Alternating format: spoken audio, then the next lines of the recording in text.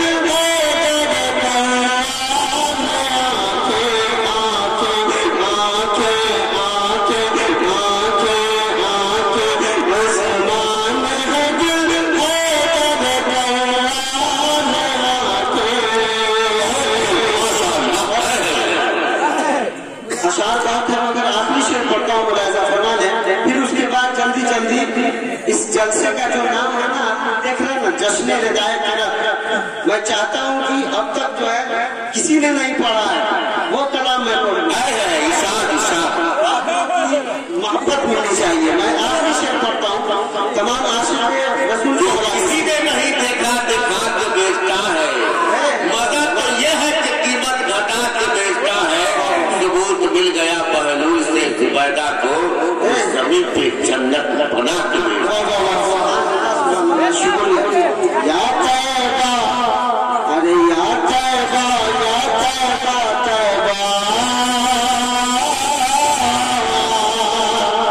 या तैबा बुला लो या बसारत मेरी ले लो।